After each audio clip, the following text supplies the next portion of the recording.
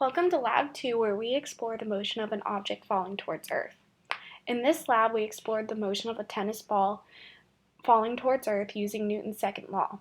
Newton's second law can be written as the final velocity equals initial velocity plus the net force divided by mass times change in time.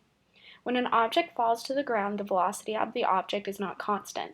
Since the velocity is not constant, we know the net force is not equal to zero. The forces acting on the ball in this experiment are gravity and drag force.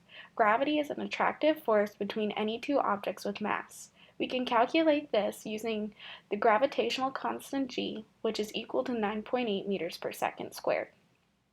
Drag force is a force that is opposite to any object in motion. We can calculate this using the equation b times velocity squared, where b is a proportionality constant that depends on the properties of the object.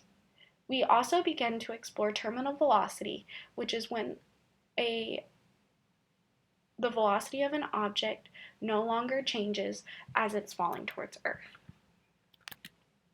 Here is the video that we analyzed. We used Tracker to analyze this video, aligning the coordinate system along the door frame. The ball falls along the negative y-axis. We used the ball as the reference because we knew the ball has a known diameter. Here's the video of the ball being analyzed in Tracker. As you can see, the points get further apart as the ball falls. This is because the object is accelerating. We used a code to predict the object's motion as it falls towards Earth. To do this, we use the gravitational constant 9.8 and j hat equal to 0, 1, 0. This specifies the direction of the force.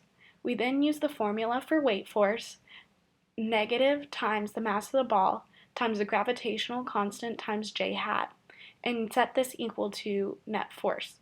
This was then taken into account in Newton's second law to update the velocity. This is the computer model that resulted. Here we have a graph that compares the observed position to the modeled position. The modeled position seems to overpredict how far the ball will fall. This is because there are other forces acting on the ball. So we added drag force into the code. We used the b equal to 0.034 and tailored it to fit the final position of the observed object's motion. We then used the formula for drag force that I talked about earlier, where b times velocity squared times j hat results in turbulent drag. We then added this to our weight force to give a total net force on the object. This was then taken into account in Newton's second law to give this computer code. The light blue arrow represents gravity and the dark blue arrow represents drag. Here we have a graph that compares the modeled position with just gravity and the modeled position with gravity and drag force. As you can see, the modeled position with drag force much better predicts the motion of the object as it falls. There are some discrepancies in the middle of the curve. This is because this is where the model is predicting the motion of the ball. This could also be due to errors in picking the center of the ball. Another concept we explored in this lab is terminal velocity. Terminal velocity occurs when an object falling towards Earth will no longer have a change in velocity because the drag force and gravitational force cancel out so that the net force is equal to 0 and the final velocity is equal to the initial velocity. One of the questions is which model predicted a terminal velocity. The answer to this is neither.